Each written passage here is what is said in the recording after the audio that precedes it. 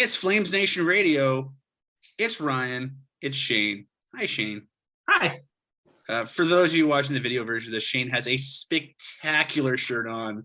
It's both Flames colors and Hawaiian colors, and it's got Blasty on it. So, I mean, it's a fantastic shirt. As usual, we are brought to you by our friends at DoorDash and by Eau Claire Distillery, makers of Rupert's Whiskey, the official whiskey of the Calgary Flames, your summer whiskey, your off-season whiskey, and if you're a fan of St. John Sea Dogs, your celebration whiskey, because we're recording this on Wednesday night, and guess what just happened? The St. John Sea Dogs, the hosts of the Memorial Cup, they won 2 out of 3 games in the group stage. Their only loss was a overtime loss to the Edmonton Oil Kings.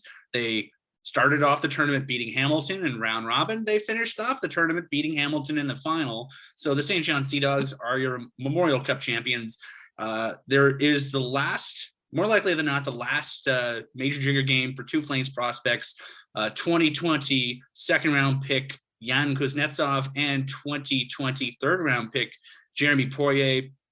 Both those gentlemen have entry-level contracts. Kuznetsov actually ran this year. He started the year off in the American Hockey League, and then he moved to the St. John Sea Dog because, you know, the Sea Dogs are loading up for a Memorial Cup bid. They had gotten Kuznetsov's rights in the import draft last year with the thought maybe the Flames will free him up because, you know, the Flames had a pretty, you know, they had a healthy farm team in their American League team. Yeah. Let's be completely honest. I mean, you know, as much as we want to, you know, Johannes Schindval wasn't a great American League player, but Johannes Schindval was a fairly good pro in Sweden, and he, you know, he was worth seeing what you had for the whole year. Exactly. So I mean, you know, the Flames were about 9 or 10 deep in useful American League players without Kuznetsov on the blue line. So they sent him to St. John. He got to play a ton. He got to play a ton with Poirier. They spent the majority of the year on a pairing together. And so now they're going to be coming to Calgary next year to at least play on the American League team. I think it'd be weird if they both play the NHL team right away, given the depth the Flames have. But yeah, it's kind of a cool thing. I mean, you know, you can say what you will about, you know, do I think it's kind of weird sometimes that the Memorial Cup hosts get to play the tournament? It's a little weird, but I mean, the St. John Sea Dogs, Dogs were a really good team in the regular season. They, you know, and let's be honest, we've seen plenty of Memorial Cup hosts get trucked. But playing against playoff-ready teams. We haven't seen a Memorial Cup champion quite like what happened with the Sea Dogs, though. What they did during the end of when they got booted from the playoffs to now, they fired their coach. Yeah, so essentially, they changed their coach. So what happened for the Sea Dogs, folks, was they were a really good regular season team. Actually, if you go to The Athletic, our friend Scott Wheeler did a really good feature on just sort of how the team is built. You know, they went out last year at the trade deadline. They got Ryan Francis at the time of Flames prospect. They got Francis from Cape Breton. You know, they paid a pretty penny. Like they went out and they loaded up. You know, they were basically, they did what you'd expect a Memorial Cup host to do, to not be embarrassed. And unfortunately for the Sea Dogs, the embarrassment came in the first round of the Quebec League playoffs, the President Cup playoffs. I mean, let's be completely honest. They got hit by injuries. They got hit by, I believe there was a flu bug going through the team. And they just weren't good. Like they played against I believe it was Gatineau in the first round. No, Rimouski. They were playing Rimouski in the first round, and they lost in 5 games. It was a best of 5 series. They lost overtime in the 5th game. They were the second best team against, you know, not a bad Quebec League team, but not a great Quebec League team. If you play that series 100 times, St. John probably wins 90 of them, but they just weren't very good. So they, you know, the management and ownership of the Sea Dogs took a look at what happened, talked about it for a week, decided it was the coaching staff that sort of underwhelmed. And so they went out and they got Gardner McDougall, just a fantastic name, by the way, Gardner McDougall. But yes. Gardner McDougall has been, if you're not familiar with U Sports hockey, formerly, I think it's AUS hockey out east. Gardner McDougall coaches the University of New Brunswick Reds. He has been the coach there for the better part of 2 decades. And so they gave Gord Dwyer and his coaching staff the boot. They said, hey, Gardner McDougall and Rocky Thompson, can you come and help us win a Memorial Cup? Gardner McDougall said, okay, but I'm going back to my other job when I'm done. And they said, all right, sir. And so Gardner McDougall's entire Quebec League, entire major junior coaching in right now will consist of winning a Memorial Cup and then going back to UNB. A 3-1 record with a Memorial Cup. That's his coaching record. 3-0-1 because the loss was in overtime. Yeah, so 3-0-1. So they had 30 some days of idle time. The other teams were all playoff tested and playoff ready, and to an extent, playoff beaten up. But give the credit where credit's due. St. John went and they won 3 out of 4. In the game they lost to Edmonton, they played the hell out of Edmonton. It was a hell of a hockey game. I thought Edmonton was going to win the Memorial Cup, like before anything started. Well, you said Edmonton wasn't even in the final. We'll get into this later on, but I mean, I watched a bunch of the Oil Kings in the final round because Lucas Siona played for the Seattle T-Birds, and the T-Birds played them in the final. And Edmonton's a truck. Like they were built from Oil Cup. They got Pro Cop. They got Gooley. They loaded up. They had a really good team. They load up, and then they were fourth. Like they didn't even make the semis. So I mean, they were the worst. They were the worst. And I had them. I was like, they had Sebastian Cossa in net, like first round pick of the Red Wings. They had Gunther, who's going to play for the Coyotes next year. They have NHL players up and down the roster, and even the WHL lifers they have on their team are very good players. Like at a certain point in the off season, maybe we'll do a thing on the podcast about the WHL curse at the Memorial Cup, because the Dub just hasn't fared great at the Memorial Cup. Hopefully that goes away next year when the Kamloops Blazers host. But we just wanted to open up the show with some, a nice tip of the hat. I mean, the Sea Dogs had a good season that ended really poorly, and then they made adjustments and they made sure their season ended on the right note. And it's just kind of fun. It's kind of cool to see a couple of Flames prospects end their major junior career on a high note. It reminds me of what Sutter got asked early in the year. They said about the young players, what's going on. He says, guys that are 19 and 20 are going back to junior, and they're going to try and win championships. He said that. And 2 Flames prospects now have gone through a ringer, and they've won a Memorial Cup championship. So they faced the loss. They adjusted. They didn't play any game action for a month, and they came back and they were killer. So fantastic. Yeah. And if we want to extend Daryl's process to the AHL team, the now dearly departed Stockton Heat, the WHL or the American League champions this year were they were the Chicago Wolves, who the Heat lost to in the third round. The only team. So in the regular season, the top 2 teams in the regular season were the Wolves and the Heat. And so the Heat, the only team they lost to in the playoffs was the team that won the championship. They took them the farthest too, didn't they? Yeah, you can. They were the only team to find wins against them, like find 2 wins against them. I think it was. And they battled back. They could have lost in 5. They lost in 6. They made them work for it. So yeah, it's kind of fun. Great overtime wins. That was nice little run. If you're a fan like us of watching the American League team, you just like to see fun things happen. But yeah, so. That's a nice transition to the draft. So as you folks know, we both love the draft very much. In the before times, and hopefully in the future times, we spent way too much time at rinks, watching Major Junior. Our friend Shane is based in Lethbridge most of the time, so he gets to see the Canes and a lot of WHL teams. I'm based in Calgary. I watch Connor Bedard religiously, by the way. Oh, you should. He's in town. Folks, even if you're not a big fan of a particular major junior team, you just like hockey in general, just watch Connor Bedard. That's just some free advice. Regina comes to town, find a way to get into the building, because it's worth the hassle of getting out of the house and putting on pants. But for the Calgary Flames, they have, typically what we do at the site is we do a series we call first round targets, where, as you would expect from the title, we look at the targets in the first round.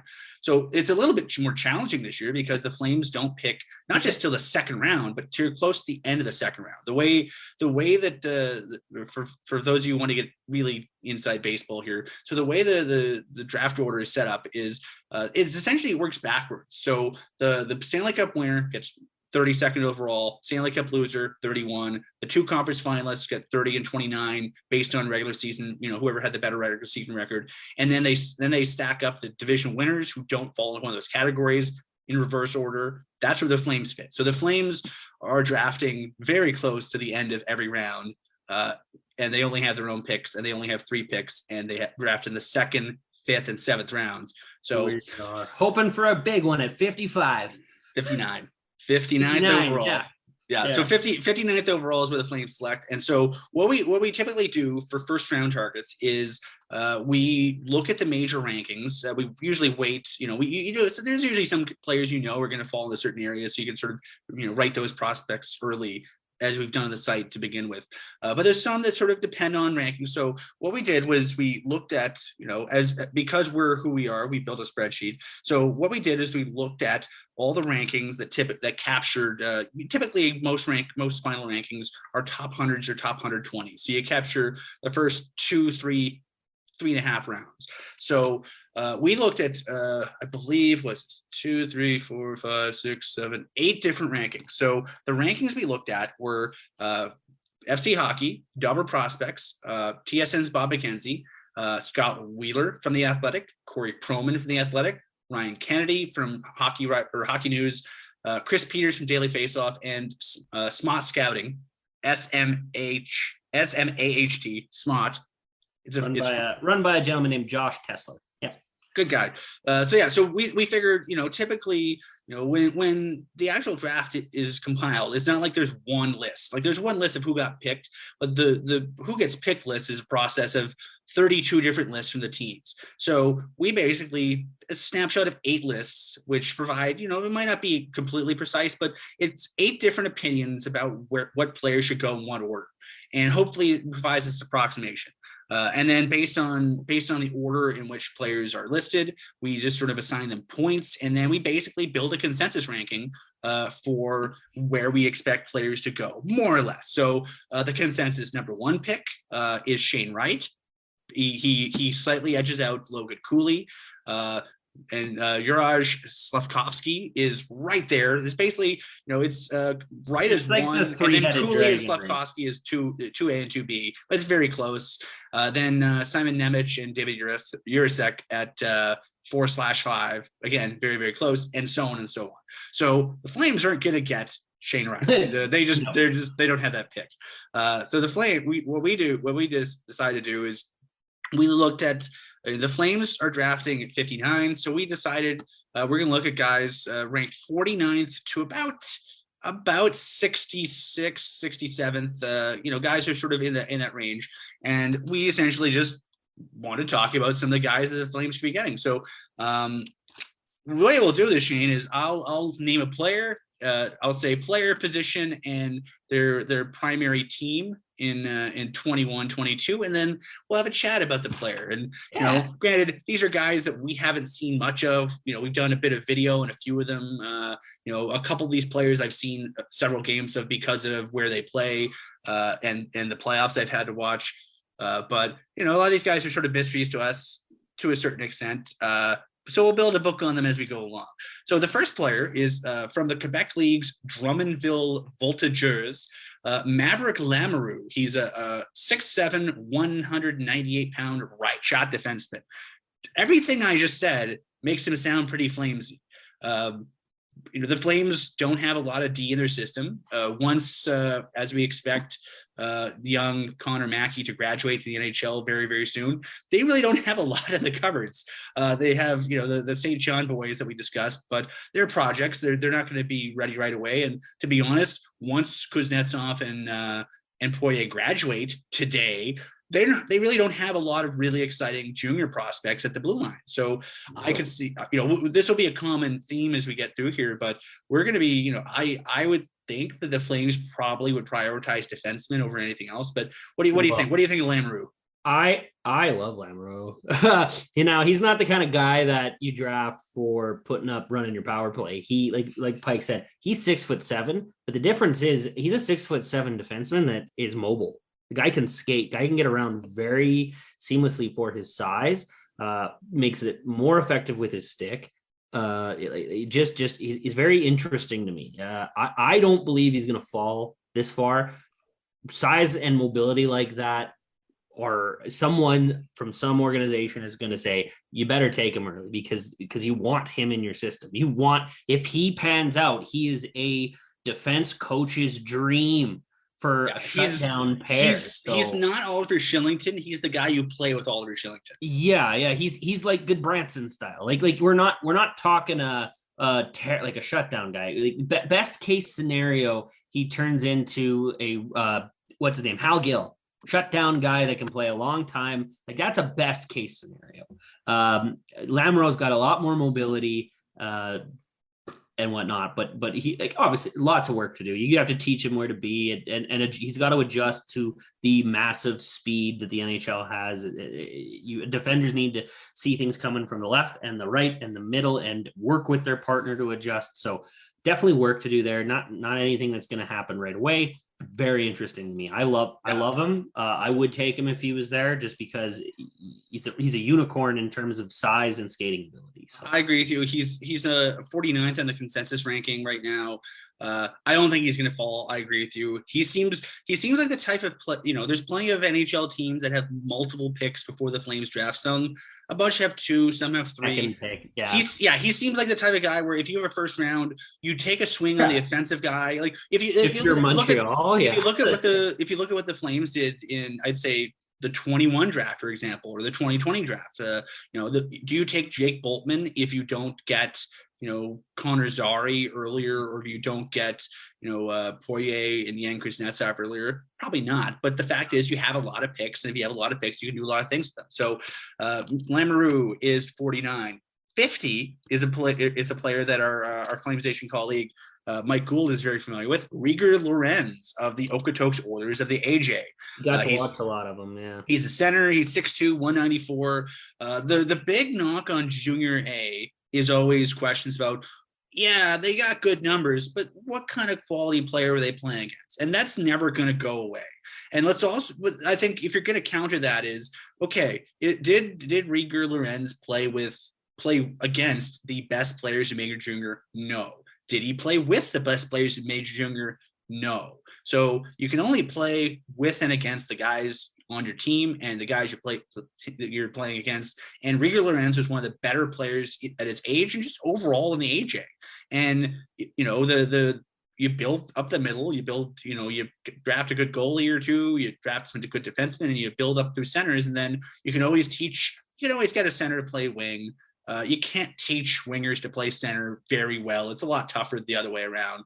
And so I think Rieger Lorenz, I think he's a bit more, I think, of a home run swing. Like he's sort of a, high risk. I think he's more of a high risk guy than some of the other guys, but I like him. I just said I think Lamoureux doesn't fall or he goes higher. I think Rieger Lorenz goes lower. And it literally just comes down to the league he played in. Like, the Conn Smythe winner just came from the AHL, but Cale Makars don't grow on trees. Okay. Like they are the absolute exception to the rule. Rieger Lorenz is a guy, he doesn't project his numbers in the league and everything he plays in doesn't project to be anything super special. And those are the kind of guys that tend to fall because you'd rather take a risk on someone maybe more familiar or someone that's seen a higher level of competition at their current age.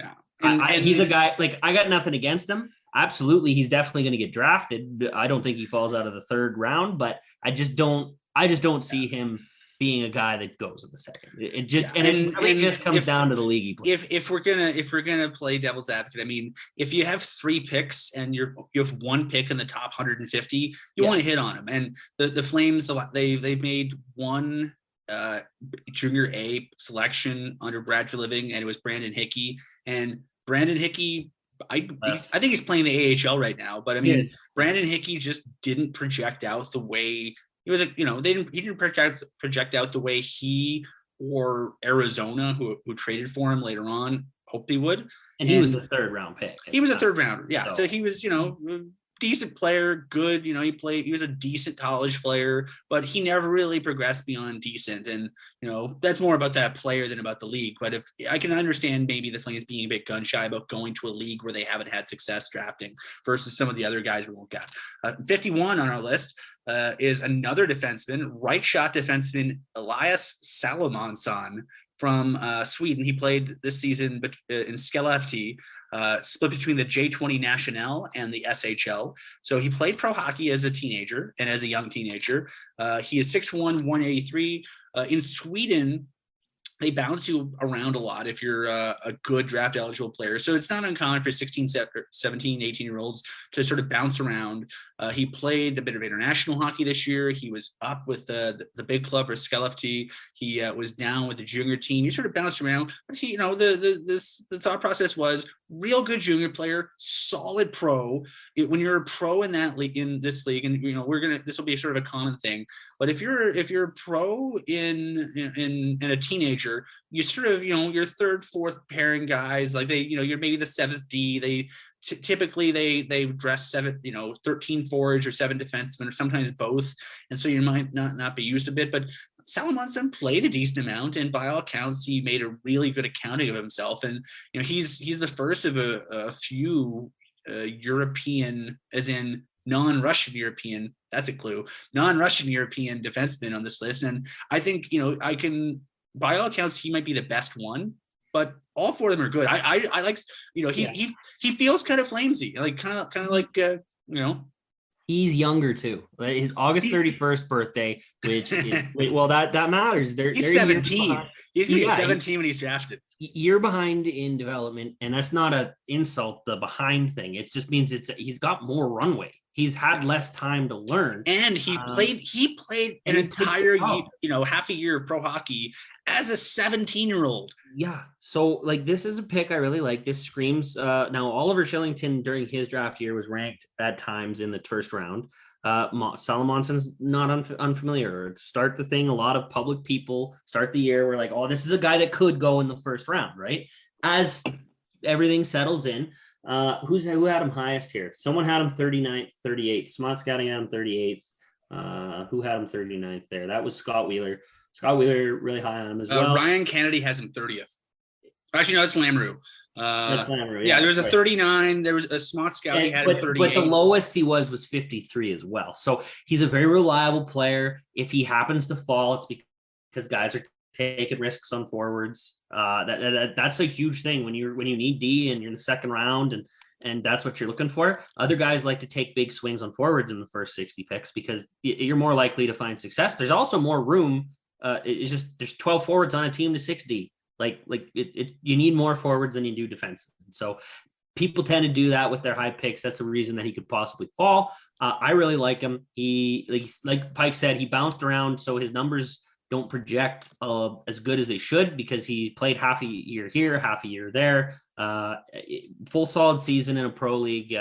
Best part about people from the Swedish or the Nordic regions, they can stay there longer and cook longer. Your contracts aren't on a time frame, the same time frame as North American players. So and there's the news thing with the new transfer agreements where I think the players in the first couple rounds, they have the option of coming back even if they get signed. There's a lot of weird wrinkles there, but he's a very very solid defenseman.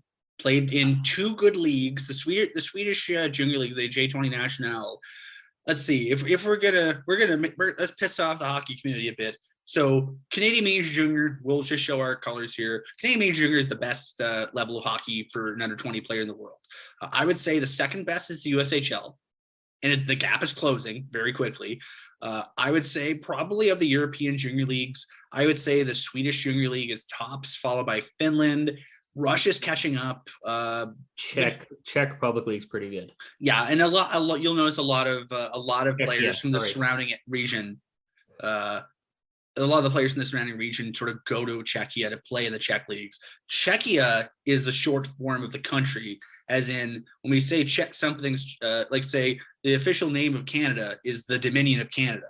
But we call it Canada for short because Dominion of Canada is very clunky and awkward. So instead, the Czech Hockey Association has asked that instead of referring to them as the Czech Republic, which is still their official long-form name, much like Slovakia is the Slovak Republic officially. So the Slovak Republic is referred to as Slovakia, and so the Czech Republic is referred to as Czechia. And so there's a Slovak league for Slovakian players from the Slovak Republic, and the Czech league for the Czech players from Czechia of the Czech Republic. Yeah. Geography is fun. Anyway, yeah. So I think if you're playing, there's if you play a lot and play well in the J20, that's a good league. And so if you can play in the SHL regularly, outside the KHL, I don't think there's a better European league in the world. And even honestly, it depends what conference of the KHL you're in too. Yes. So yeah, I'm a big fan of the Swedish Elite League, and if a player can and has the opportunity to go develop there, fantastic. You should. I love when players use unorthodox paths to get to the NHL, like when Austin Matthews went and played for Zurich. Fantastic, loved it.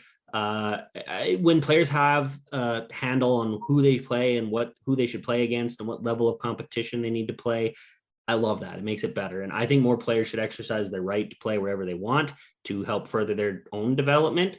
But there are transfer agreements that get in the way. So there's nothing we can do about that. And import rules too. You think, I think the challenge with a lot of these leagues is they want to make sure that their domestic players get a chance to play. Well, they want to grow, Canadian leagues want to grow Canadian players. And I don't disrespect that. Speaking of, let's go to number 52 on our consensus list. 52 is the son of Mats Lindgren. Mats Lindgren is sort of a unicorn. He was born in BC when his dad was playing in Canada.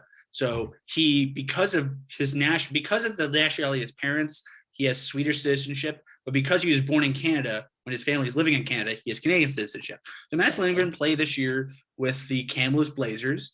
I believe he's considered a domestic player, even because he lives here. So he's played rules.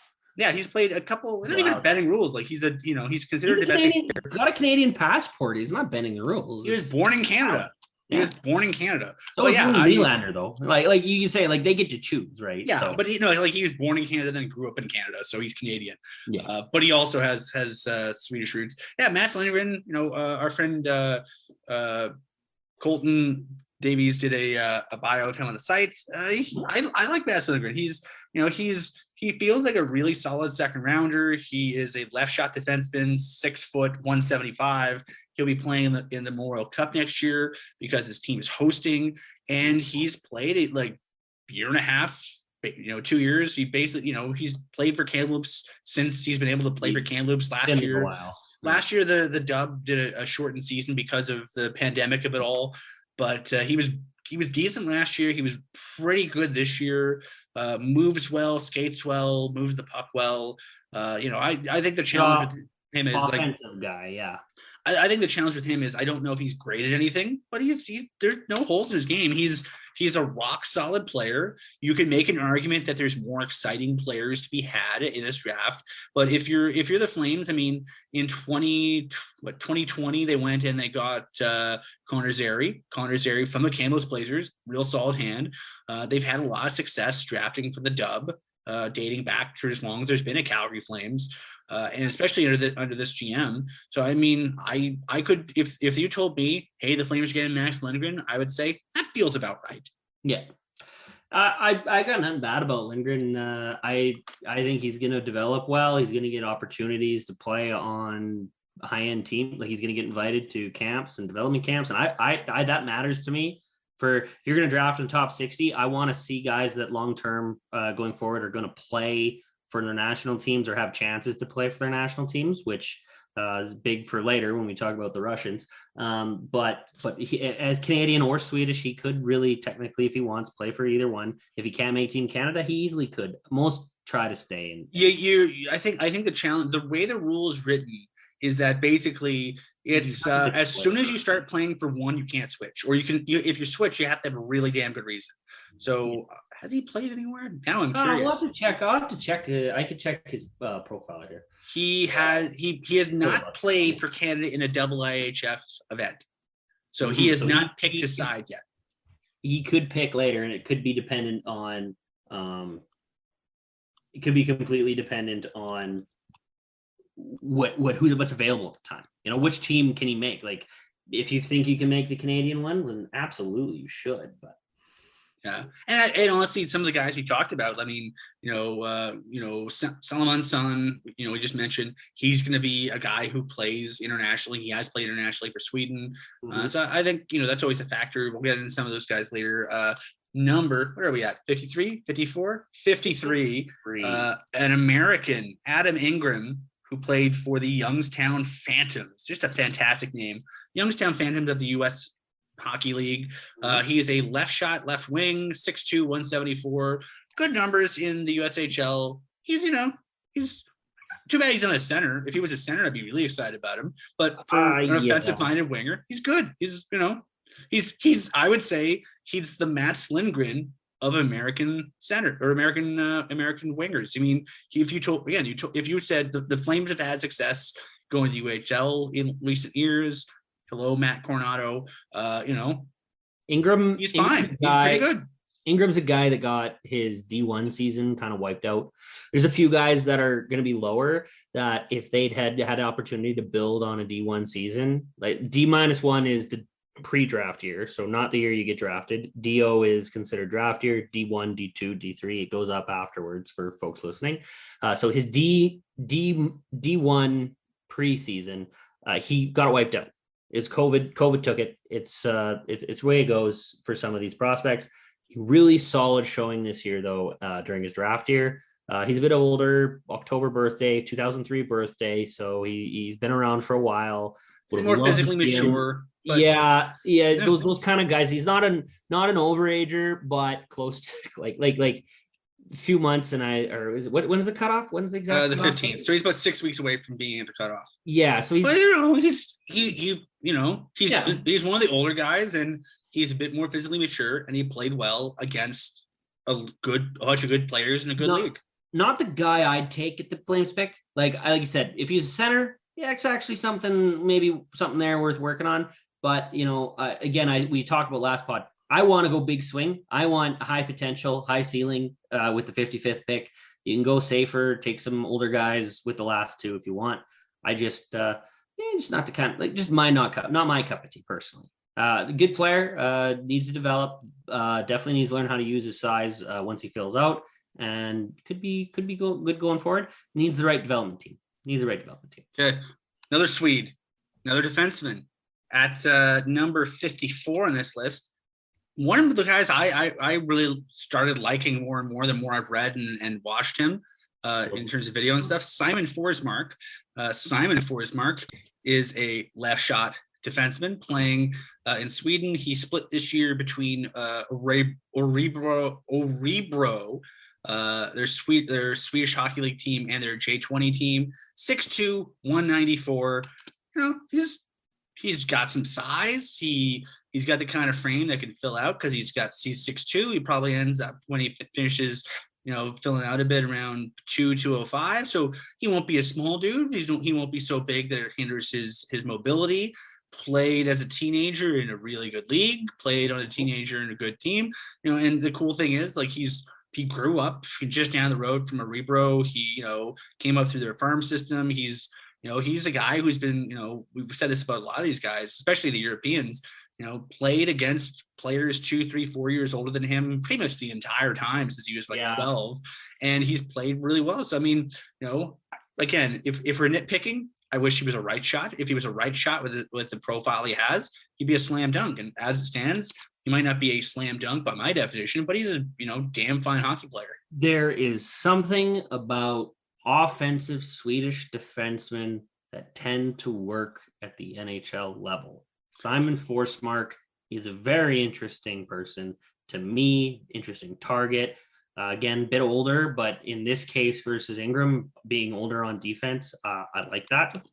I don't like being older up front, but on the back end, absolutely. Another 2003 birthday, but was he was October, November, I think. October 17th. Okay. So it's about a month off the cutoff. Almost identical to Ingram, but kicker is he's been playing internationally for Sweden since he was 15. He played at 15. He played on the U16 team, at 16 U17, vice versa. He's an international player. He always makes their teams. He's going to be playing against top level competition going forward. Lots of opportunity to work with high end coaches, high end talent, high end skill developers, and as well, really projects to be offensive. I would love to get a bit more viewing of him in the defensive zone. I'm not going to lie. I don't have as much I'd like to see how his gap control is and his positioning. But offensively, in the offensive zone, he's gifted at finding passing lanes. And for a player of his stature, being able to score, sneak in from the point and get some goals every now and then is fantastic. So we could add as many Swedes to the Flames as we want, Pike. I won't complain. All right, we have an interesting one coming up at next in the list. We've talked about various Europeans. There's another one at 55, and this one's a little bit interesting. Matthias Sapovaliv, I believe that's his name. I apologize if I mispronounced it. He's a Czech player. He's a left shot, left wing, 6'3", 183, played the past season as an import with the OHL's Saginaw Spirit. Here's the cool thing. So he is from Kladno in Czechia, and he played the season before this one. He played a handful of games for Kladno with Flames legend, with Jaromir Jagr, the team that Jaromir Jagr owns. So Jaromir Jagr, a guy who, he's not particularly, he's played second league pro in Czechia and played, the second Czech league is pretty good. Jaromir Jagr does not have a crappy team. He's one of the better players in this team because he's just a unicorn. But yeah, Sapovaliv, he played, to stand out in Czech junior, growing up, was good enough to play pro. And then after played a bit of pro, he decided he wanted a bit of a challenge. So he's over and had a really nice rookie season in the Ontario Hockey League. And so, again, the Flames, here's case in point, Adam Ruzicka, a Slovak who came up from the same general area, similar situation. He was, Ruzicka is a center, but Ruzicka played a lot of domestic hockey, felt he needed a challenge, came over as an import and played with Sarnia, had a really good season in his draft year and got drafted by the Flames. And so Sapovaliv, he's a guy who might have a lot of upward potential because, typically a lot of hockey teams, say, if the reason, I think the ideal for scouts is you get to see one player play in the Western League or the OHL or the Quebec League or the USHL for a couple seasons. You get a 16-year-old season and a 17-year-old season, then you draft them. Because then you can say at 16 he was here, at 17 he was here, and then you can make some inferences about how their development's going to go. Whereas with someone like Sapovaliv, someone like Ruzicka, we've seen this with a bunch of guys who came over as imports. If you only get 1 year of play in that level before you get drafted, you get this, but you don't know where they're projecting, where they're moving from or to. So it's a little bit tougher. And so we've seen sort of a trend that first year imports, either draft eligible year, tend to go later than their production suggests they should. Which means if you're the Flames, there's a chance that someone as valuable potentially offensively as Sapovaliv could fall to you at 59. And I think that's kind of an exciting proposition. He falls in the same Rieger Lorenz category as me as a guy. He the COVID year in Czechia there wasn't a lot of games. There wasn't tons. He didn't get to play a lot. Then he come over, he had a very good 18-year-old season in Saginaw. And now the kicker here is he's definitely going to get drafted by somebody, should be in the top 100.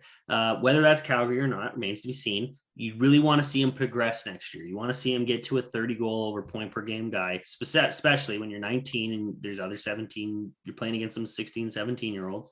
You want to see that progression. It is worth the risk. It is worth putting the time in, giving him a rookie camp, giving him professional guidance. So that's not something I'd scoff at. Okay, his numbers aren't great, but that's a COVID thing. Here's a question for you.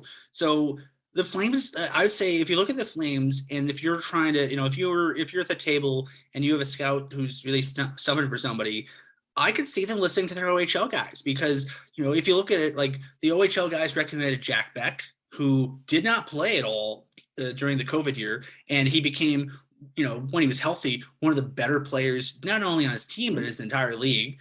They got Rory Cairns. They got, they've seen how some other guys. Anderson. Yeah, they've seen Mangiapane progress. So I would say like it might be difficult for them to figure out exactly with Sapovaliv where he fits in. I think you can sort of say, like, especially, they saw Rory Cairns all year. They saw Jack Beck all year. And I think from a scouting perspective, maybe you can sort of see the markers that showed the progress that those two guys, especially Beck and Cairns, were making, the progress they were making, and go, hey, here's sort of where Rory was at this time. Here's where Jack was at this time. Here's where Sapovaliv is, and then sort of make some inverses there. It's ideally you have apples to apples comparison with the same player, the same situations. They don't have that, so you have to do the best you can. I would think that the success they've had with the O players might make them it's like the same reason why they've habitually gone back to the dub. And Sweden, the three main places the Flames have gotten really good players historically, Sweden, the O, and the dub, because they kind of know what success and progress looks like at those levels. So I don't know. I could see them taking them. I would love for them to take risks on some high-end Russian players, which they haven't done in a long, long time. I would love that. I would love for them to use a high pick on a skilled Russian. We're a few selections away from discussing the Russia of it all. I'll get to that later. We'll get to that. Here's my kicker. I don't have another counter to what you said, Pike. I agree completely. You should, the benefit of the doubt based on the scouting and the projection of the prospects right now should 100% be in the OHL's court. The next behind that, I would put Dub, and then behind that I would put Q, because they're really only the Q player. There's a couple Q players they like, but it's Pelche, but they've gotten Zari. They got Wolf out of the Western Hockey League. We can't forget that they snagged him very, very late. But you're right. The actual skater players, they've been hitting a lot of low pick prospects out of the OHL. So if you got one pick that you got to make a hit on, which pretty much they do, barring any kind of movement or player trades, we're not going to talk about that today. But I agree. OHL's guys, the guys you default to. Okay. You alluded to this, so we'll get into this. The Q at 56. I'm losing track of our numbers. 56. At 56. Right shot defenseman Noah Warren from the Gatineau Olympique, 6'5", 225. He feels kind of Maverick Lamoureux-y. Not as good of a skater. Yeah, he's like Lamoureux has that extra mobility, and especially a defenseman that size being able to move laterally is huge and being able to cut off skating lanes. I don't like Noah Warren in that sense, personally. That's just a personal opinion. He's definitely going to go some point, but some scouts scouts left him off their list. Like he feels like the type of guy. He feels like the type of guy, again, like Lamoureux, a team with multiple picks. You draft a couple skill forwards, and then you go big beefy D man from the Q. Because he feels like he'd be a safety blanket for some organization where is he gonna? I think his physical tools will give him a chance. More so than a lot of other guys. I also think to a certain extent, maybe his physical tools limit him, because when you're 6'5", 225 as a 17, 18-year-old, maybe your mobility is not quite as good. I mean, you're not going to be great at everything. I just don't see, like, from a Flames perspective, like I agree with you. Someone's going to take a flyer on him, especially someone like Arizona, who has how many first round top picks in the top 60, like 12? I don't know. It's an insane amount that we've never seen before. They're perfect to take a flyer like that. If you can develop a guy like that, it's a no-brainer, especially when you've got 8 skilled forwards ahead of him. Like, I'm with you. From a Flames perspective, I don't see him doing it. I don't. If they do, cool. You want to develop him. You want the big defensive defenseman. It doesn't always work out when you take high picks. If you historically look back at some of these big defensive defensemen that gone super high, I have 2 words for you, sir. Keegan Kanzig. How about Dylan Mickelrath, or even Luke Shen at 5th overall? He turned into a 3rd pairing guy. Like these defensive defensemen that they go super high because they're big, they typically tend to not pan out more than they do pan out.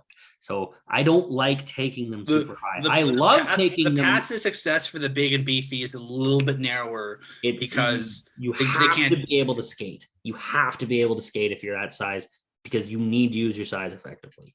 Yeah. I want to, with one pick in the first 100, I don't want the Flames to take Noah Warren. No offense to Noah Warren, just my opinion. Someone's going to take Noah Warren and really like him. He ranges, folks, on the consensus list and the constituent lists. He ranges from as high as 36 to as low as not on the list. He is only on 4 of the 8. His rankings on the four that he is on: 36, 41, 44, 62, and then 4 other lists don't have him in their top 64 at all. That says something. Like, there's some folks really like him, and some folks are like, maybe later. 60 or 57 is we're going back to Europe. This time it's a forward from Slovakia. This guy. Adam Sikora. He played in the Tipsport Liga with HK Nitra. He's 5'11", 174, left shot winger. Yeah, he played, the Tipsport Liga is a pretty good league. It's up and coming. It's, if all due respect to Slovak pro hockey, but if you're a good to very good youngster, you probably get lured away to a more prominent program. But for Slovak hockey, it's good. And Adam Sikora was a good player in a pretty good league. This batch of Slovakian kids is fantastic. You want to see someone develop. You want them to be playing and training with peers that are also training at a high level. The Slovaks this year are unreal. This kid has grown up playing against Juraj Slavkovsky, Simon Nemec. Like this kid, and like he's played in the Czechia League, or is it Czechia League? Slovakian League for 2 straight years. The Tipsport Liga. Yeah, put up great numbers. He in terms of hockey prospecting in NHL, his top 3 comparisons are Magnus Piarvi, who went 7th overall in his draft year, Joel Armia, and Kirill Kaprizov. So all over the board in terms of actual NHL success. There's some value there, though. There could be. And when you have one pick and you need to hit, there's a versatile kid that can play both sides on either side of the center. He's playing against top competition. He definitely will be playing at all international competitions just due to the sheer numbers of Slovakian players. Really interests me. Would really like. This is a pick that if the Flames took him, I would be absolutely stoked. I like this kid a lot. So and again, like the Flames have a couple of pretty good Slovak players in the system. Again, Adam Ruzicka, probably a regular NHLer in the foreseeable future. Yeah, came up through Slovak hockey. He made the decision to get imported to the OHL.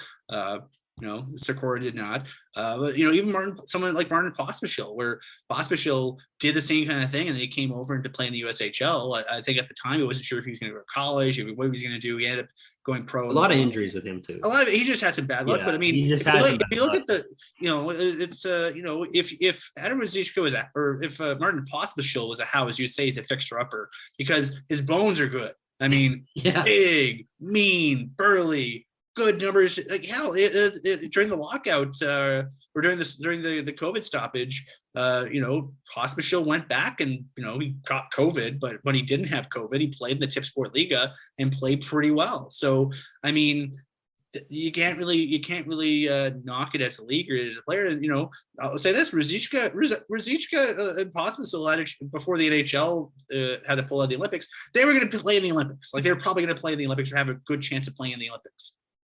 Mm-hmm. Oh yeah, and 100%, and they're consistently there. And this is a guy, Adam Sikora is a guy that projects to be on those teams his entire life.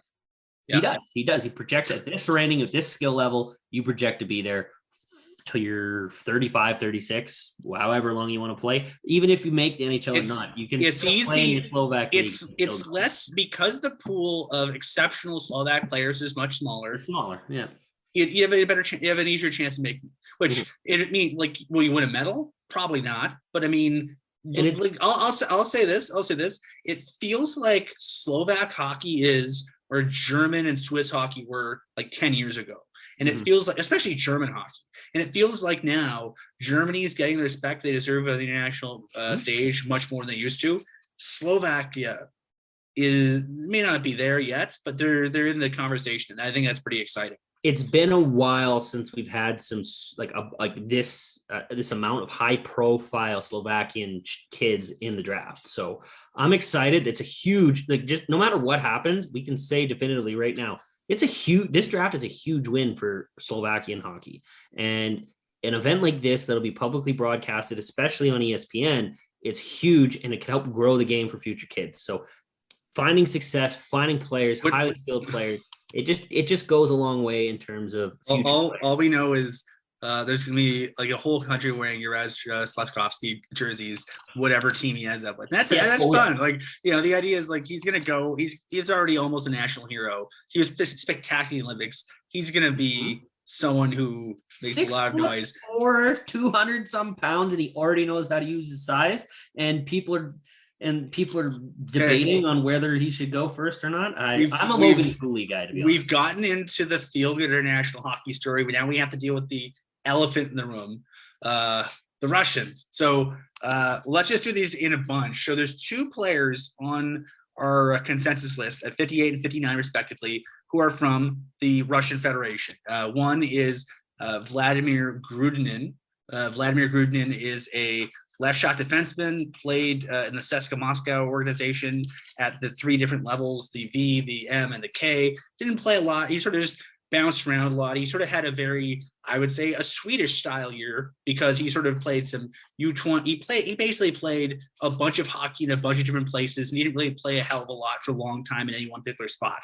So he's 5'10", 159. He's a wee guy. I think the 159 makes me think that maybe he needs to go to the gym or the buffet. Probably a bit of both. But everybody fills out at different levels. The pandemic has filled a lot of us out. But yeah, I think Grudinin considered pretty good. The other gentleman is left winger Alexander Perevalov, who played in the Loko Yaroslav organization. He bounced around a lot less than Grudinin did. If anyone who's curious, Perevalov came up to the same organization as Ilya Nikolaev, who signed an entry-level deal with the Flames after coming over. For Nikolaev, he basically in his post-draft years bounced around a bunch, didn't really play a hell of a lot anywhere, was sort of projected as a two-way guy, didn't have a home. The Flames said, why don't you go play in the USHL? And Tri-City said, we'll take you. And Tri-City played the hell out of him. He played really well. So, I mean, but just so you're aware, that's roughly where he comes from. Perevalov is a little bit beefier, a little bit more filled out. He's 6 foot and 192. And he's already played games in the KHL. Which is pretty big at his age. Both of these guys have played a little bit of time in the K, which isn't unusual. Typically, the prospects don't play a hell of a lot of games. I'm really curious. So I like him. The NHL and the NHLPA have not told anyone not to take Russians. So the Russians are officially, much like anyone else in the age eligibility, the Flames and the other 31 teams are equally able to take Russian players. Are they equally likely? I don't know. Mm-hmm. Some organizations have, through back channels let it be known that maybe they're not quite as jazzed about taking Russians. Some of them haven't really said much of anything. Some of them said, yeah, sure, you're just going to take hockey players. We don't really care. Your mileage may vary. I don't know which category the Flames fall into. And if I knew, I'd say, but I don't know. But typically, if you look at, I would say this about the Russia of it all. I would put this in the same category as the AJ, in that if the Flames are nervous about taking Russian players, and I can't say they aren't because I don't know. If they are, it's probably about the lack of success they've had drafting from that region and the importance of hitting on your one pick in the top 150 that it is about geopolitics. Visas for Russian players have been and will continue to be very challenging to get for the foreseeable future. We don't know when that will be better. So let's just say the Flames decide to draft a Russian player. It seems extremely unlikely, at least for the next year or so, that they'd be able to come over for development camps or even be able to come over rather easily on tourist visas to do much of anything for development. That is not necessarily a reason to take or not take a player. You're drafting players for the 5, 10, 15-year mark rather than just it's going to be inconvenient for their development in the next 2 years. Mm-hmm. But again, if you need to hit, I don't think these would be reasons not to take players, but the list is the list, but the list is sort of gets murky for other reasons. So I think both these guys, I think Grudinin and Perevalov, especially Grudinin, I think with him, the only thing I'm nervous about is He ain't beefy. I mean, buck He's 59. a little skinny. Yeah, he's a little skinny, but you can fix that. You can fix that. Honestly, That's if a skinny Russian kid plays D, he's probably a good skater. Well, yeah, and then as he beefs up with size and learns how to use it, he could be effective. I really like Paravalov in terms of his skill. He put up tons of points this year, tons of goals. In a pretty good junior league. We underestimate the fact that getting goal, getting goals is a hard thing to do at any level when you're comparatively same level as your peers. So being able to put in 25 and 42, damn good. He's got a bit of grit to him. He takes a bunch of pims. Paravalov was on 4 of the 8 lists. He peaked at 39. The 4 lists. A lot of skill. Yeah. Got a lot of skill. His comparables in terms of progression, Ales Hemsky, Martin St. Louis, and James Van Riemsdyk. So like his comparables all are NHL quality players. And I like that. That's just statistically. His actual ability to put the puck in the net, play with a little bit of grit and whatnot. I like that bit of a competitive drive there. If they do take him, he falls in. Paravalov's one of the guys that I put in the same category as Sikora for myself. Would like it if it happened. If they go another direct, there's a few, right? It's at 55. You're not getting a home run hit no matter what. 59. 15. I don't know why I have 50. 155 is the other one. That's probably why. Yeah, I know what you mean. When you're drafting in the second round, there's especially this year, there's all kinds of half the guys that we're talking about aren't listed as the top 2 rounds of half the list. So that's the challenge here. Let's jump back to North America for the 60th player on the list. And this is a guy that I could easily see this thing is picking. He feels kind of flamesy. From the Kingston Frontenacs of the OHL, centerman Paul Ludwinski. He's 5'11", 183. Played in Kingston. Played a couple years in the O. He's pretty good. He's I think I don't know if he's gonna be getting on a jump out list, but he feels like if you want to say he's a safe pick, or he's sort of not exactly the most exciting player in the list. I don't know if he has the upside, the upside that'll get a lot of people excited, but he doesn't have a lot of downside either. He's rock solid. The kicker here is what happens earlier. If there's a run on D, then there'll more likely be higher skilled forwards at this point. If there's a run on forwards, there's more likely to be higher skilled defensemen at this point. What I would like to see them take is a defenseman, like we said. Unfortunately, their best defenseman had massive leg injuries. Their best defensive prospect had massive leg injuries before he could develop properly, and it stalled him out quite extensively. That's Mr. Valimaki. And like I said, other than Connor Mackey, currently what's left in Stockton was pretty bare. So Kuznetsov and Poirier are graduating, but that's not enough pawns in the table out getting better. You can't turn a pawn into a queen if you only have 2 of them and you're trying to do it. I'm getting way too chessy here, but I like Ludwinski. He's okay. Ludwinski feels like somebody that looking at the rankings, a couple of the rankings took him in, having them in the 40s. A couple of one more has them in the early 50s. It feels like the kind of draft where we might see runs on types of players. Remember the 2014 draft, the Mason McDonald draft, where there was a run on goalies in the second round. There's been plenty of years, there's been years, the year that the Flames took Danil Chechelev, 2020, there was a run on goalies in the 5th round. There's, for 4th round, there's some reason 5-6 goalies got taken in the 4th round. The Flames started off with Chechelev. So weird stuff happens in the draft, but the tendency is, especially in the later rounds, you're at your table, somebody, you're looking at your list, somebody takes a defenseman you like, you go, oh crap, we better take a defenseman. And then 9 teams take defenseman. So it feels like that could happen with forwards this year. It feels like Ludwinski can go early. Just casually destroy all our listeners' hearts by bringing up Mason McDonald when Thatcher Demko went 2 picks. Mace on the case. Thanks, Pike. Anyways, next up, we actually wrote an article about this guy. I think it's on the website. I wrote it. Yeah. Pike wrote it. So I'll let you talk about him. I like this guy as well. He's I like him because he does some interesting things. So Thomas Hamara, he is ranked 61st on our consensus list. He's a left shot defenseman. He played with Tappara in the Finnish Liga, and he also played in the SM Sarja. I don't know if in Finnish if the J's or H's or not, because languages are strange to me. But so he's a left shot defenseman, 6', 185. Here's the kicker: he's Czech. So he's a Czech guy who he played the hell out of the Czech junior leagues, and then decided he was going to try to play in Finland. And he's playing in Finland he's playing in Finland. He's playing pretty damn well. And yeah, he's, I admire guys who take a risk on themselves and take a chance. And he played regular minutes, and he bounced around a bit. He played he loaned for a little bit out in the secondary, the Mestis League in Finland. So he played a bit with Tappara in the Liga, who are the best Liga team in the Liga. He played in the Liga for a little bit. He didn't play a lot. He didn't play a ton when he did play, but he played in a good league on a good team.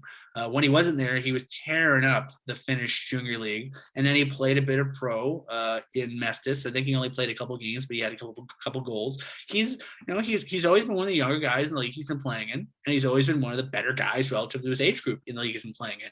And if you're the Flames and you're looking for potential, I think this guy could be a lot of potential as a defenseman. He has shown signs that he is a worker. You don't leave your home country and your place when he leaves if you don't plan to work your butt off to try and get what you want. And that is a huge positive sign that you do not see in a lot of North America. And let's give credit where it's due. I made a joke about Simon Forsmark in this respect. Simon Forsmark had the benefit of there's the second, third best league in the world is just up the road from where Simon Forsmark grew up.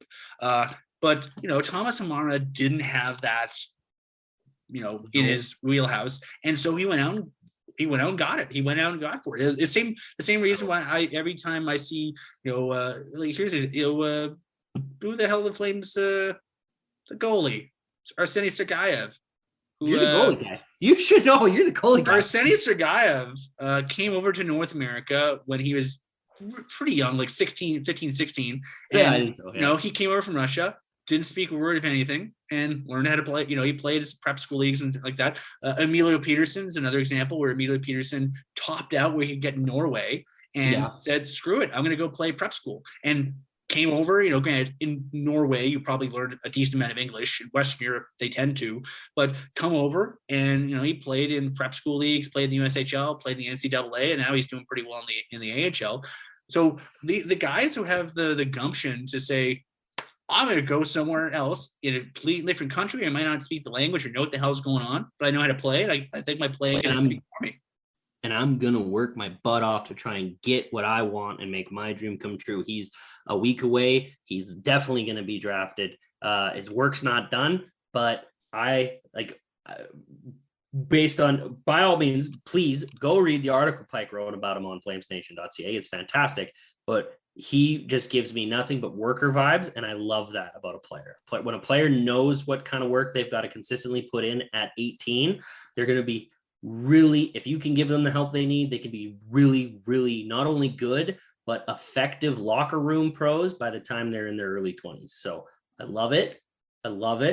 Absolutely would not hesitate to do that. Let's go another OHL center, Matthew Poitras. Matthew Poitras is a left shot center, played for the Guelph Storm of the OHL, 5'11", 176.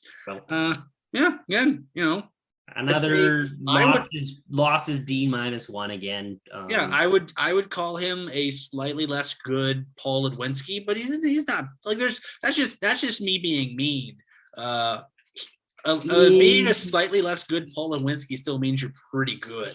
Yeah, he's definitely gonna get taken. I just don't like. That's not the player. I just, based on my viewings, there's other guys that I like, and there's a handful enough that one of them should be there. And if they're not, that means someone above these guys we're talking to has fell down to the point that I'm just like, good, not the guy I'd take with my 59th pick. Let's go back to the dub. 63 on the list. We have a bio of him on FlamesNation.ca. Fraser Minton from the Western Hockey League's Kamloops Blazers, the 2023 Memorial Cup hosts. 6'1", 185, left shot, left wing. He's good. I mean, again, only knock on him, wish he was a center. I'd be more enthusiastic if he was a center, but I mean, he's been good in the dub. He's been a reliable contributor, a good secondary player. He's going to get a bigger role next year with some guys graduating. He's going to play a shit ton of hockey next year with the Memorial Cup. And it means like there's skilled line mates too. He's going to play with skilled line mates, and he's going to be in some competition for some minutes. I mean, I'd say the nice thing for the development of Kuznetsov and Poirier this year, I'd say arguably more than Kuznetsov than Poirier, because Poirier was already a top guy in the Quebec League, easily one of the top defensemen in his team. But Kuznetsov had to come in and work for his ice time, and there's some competition in St. John for ice time, especially amongst defensemen. I think you're going to see the same thing at Kamloops. Kamloops has already started making moves to load up, and they're continuing to make moves. So if you're Fraser Minton, or if you're Matt Lindgren earlier on, you're going to have to work to get your spot. And I think so far, Fraser Minton's done a really nice job acquitting himself in that league. I like him. I'm a big fan. Comparables to his statistical progression are Pavel Buchnevich, number 1. Number 3 is Stanley Cup champion and very key contributor to it, JT Compher. Number 2 is some guy that plays for Calgary that wears number 13. I don't know him. But good comparables in terms of production and league and comparing across the board. He's a smart player. Like you said, he was stuck behind some very skilled forwards for Kamloops. Like there was wingers ahead of him that super skilled, super high end. They won't be there next year. One of them, I don't think specifically won't be there next year. But yeah, good pick. Doesn't quite fall. I put him in my Sikora Paravalov forward rankings. I like him there. I like them like that. Solid league. You've definitely got lots of viewings of them. You've had good success going from the dub before with Connor Zary recently. I could see them doing it. I do think they somehow take a D before they take a forward at that pick, just because of availability. But I wouldn't. Again, this is another one that I go, nice. I like it. Cool. And we got 4 left to go, so we'll just we'll do the 3-4s really quickly, and then we'll get into the defenseman. Actually, screw it. Let's do the defenseman first. We're gonna flip it around a bit. Yeah. The last of the 4 European non-Russian defensemen that I like, Kasper Kulanumi, a Swede from he plays at the Oakrid. He's moving to Tapara next year. A pretty low-key, sneaky signing by Tapara. He played pretty much the entire year in the U20 for Jokerit. Right shot defenseman, 6', 174. Really good junior player. Jokerit, he didn't really get a chance to play at the pro level at all. I think he played a little bit on loan. I forget if he did or not. I don't think he did. But Finnish. He's Finnish, not Swedish. I'm sorry. But yeah, Jokerit in Finland. He's going to Tapara. So he played, I believe he played on loan in the Mestis for a little bit, but didn't play a ton. Really good junior player. I believe he was, won I think he won the award for the top J20 or under 20 defenseman in his league. Real good defenseman, right shot. He's got some size, he's got some grip to him, and he's going, you mentioned, some guys just sort of stay in the same organization forever. He came up through Jokerit. He's from Helsinki, came up through Jokerit, kind of just stuck around there. But he wanted to play more and in a bigger role, and he made the jump over to Tapara. He'll start he has a 2-year deal with Tapara, I believe, starting next season. And so hopefully for his sake, he gets a chance to play for pro. But we mentioned this earlier, Tapara, really, really good, Liga team. And he'll get a chance to play his trade there. So you gotta, he's got some hunger in him, because if you're not hungry, you don't go somewhere else to try to eat. So yeah, he's younger yet too. He has time that he can go and still play another year of lower level Finnish hockey. I don't by 2 years from now he'll be playing. Like by the second year of that deal, he'll definitely be playing for Tapara. He progresses that well. He's going to have an option at his skill level in his age group to play for the World Juniors. Good all around development. I don't mind him.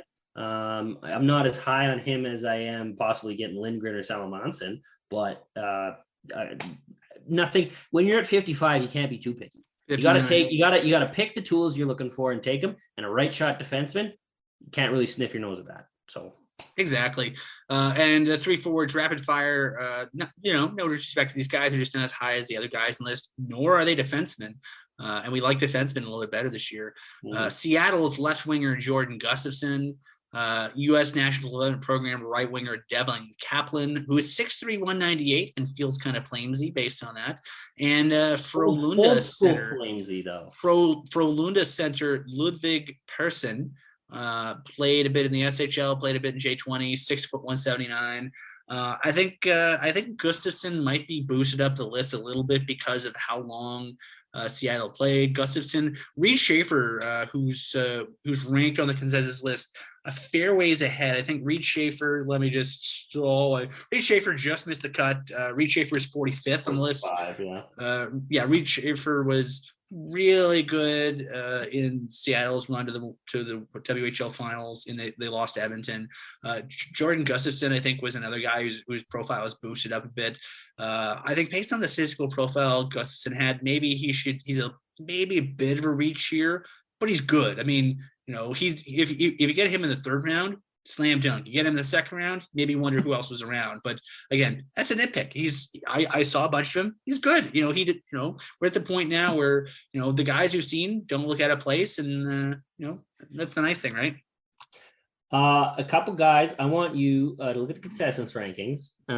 Take a couple guys above the section we picked that you would wish would fall. Just one or two guys you wish would fall. Okay. Don't go super high. I got one that I just wrote about. So Julian Lutz from Germany. He played in Southern Germany. He grew up in Southern Germany, went to Austria to play at Salzburg at the Red Bull Hockey Academy. Played for the Red Bull München in Munich this year. Played a regular shift. He suffered a stress fracture in one of the bones in his back, so he missed like a good part of the year. Didn't started playing his regular shift until was it February, so right around his 18th birthday. But I mean, a kid who he wants it. He left home. He played at the Red Bull Hockey Academy since he was like 12 or 13. It's a really competitive environment. It's sink or swim, and you can make a case that the Red Bull Hockey Academy is one of the things that's really driving development of hockey in Austria and Germany, especially Germany. I think it's been really big. And so, I think Lutz could fall because concerns, like he didn't play a ton on the he's on the rankings. He was as high as 33 and 36. 33 to 58. Yeah, like only on if we're taking the rankings as gospel, there's only one of the 8 rankings we looked at where he isn't taken before the Flames pick at 59.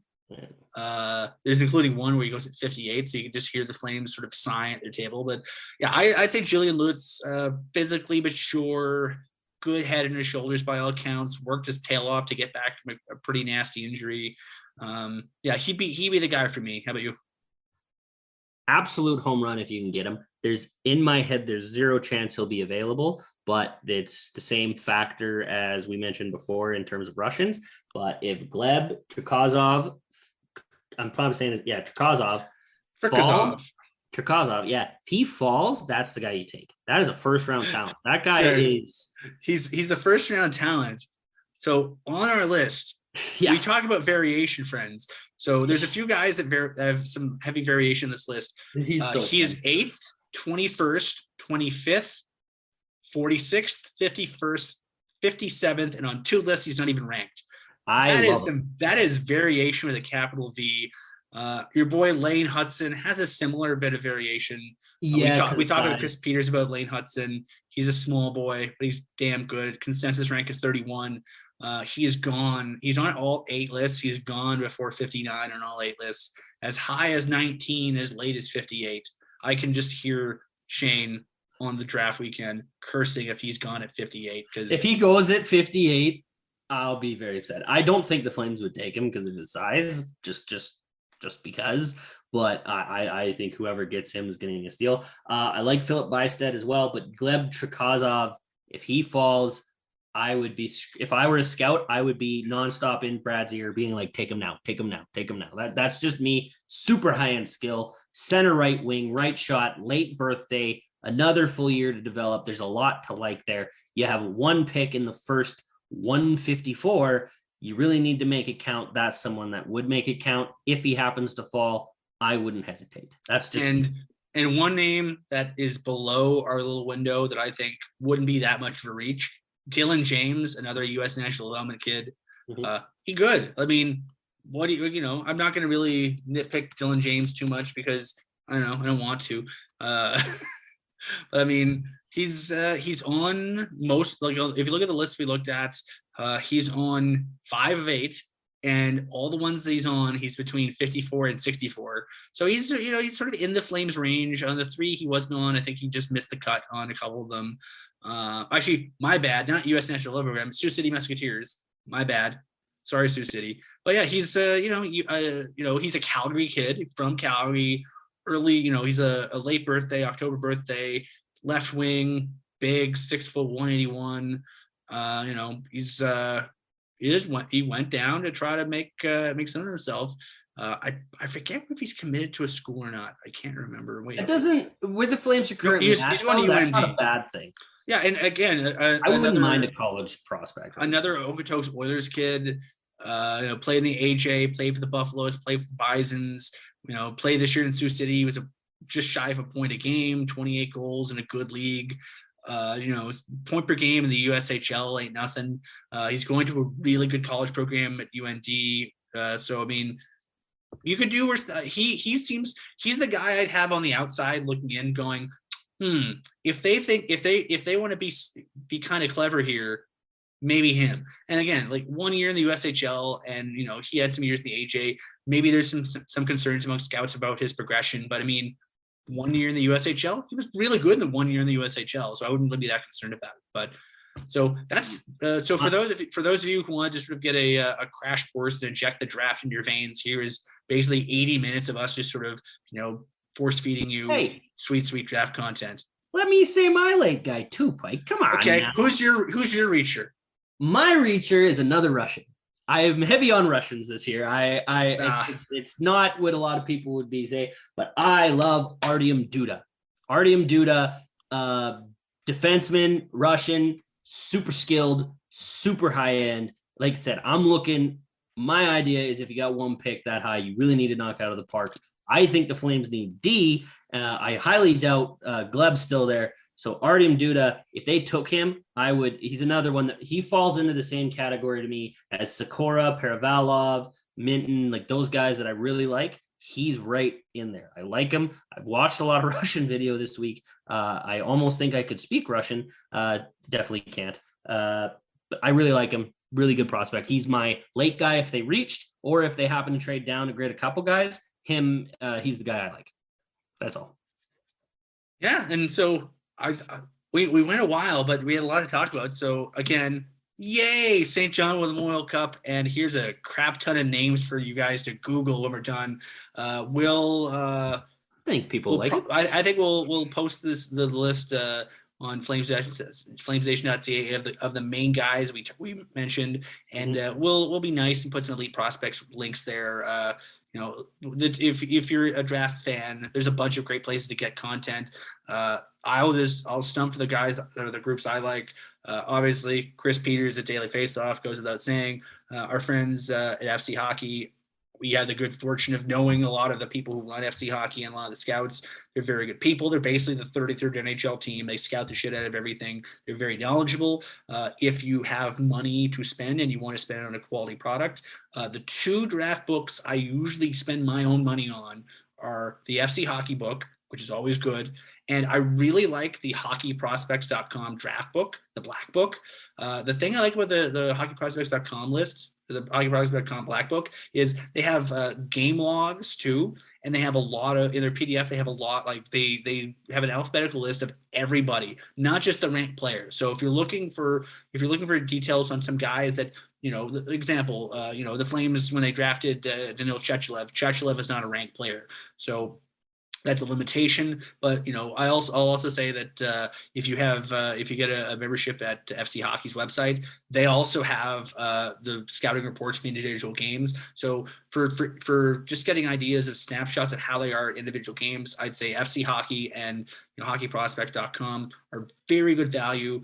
I do not get anything for stumping for these guys. They're just, this is how I spend my money, and I think it's good value. So Byron's been taking my money for 3 years. So Byron, that's hockey prospecting. Prospecting is our friend and Flames Nation alumnus Byron Bader, who does the NHL stuff. Again, that's he's really good. He looks at the hockey, basically the statistical profiles of players who've had success in the draft and how they progress and how they develop. So if you're sort of analytically inclined, that's really good value. So I'll always say read everything, read as much as you can, read as much as you can afford to, because there's a lot of people who do a lot of hard work and a lot of good content. And it's been especially challenging for the scouting community the last year and a half, 2 years.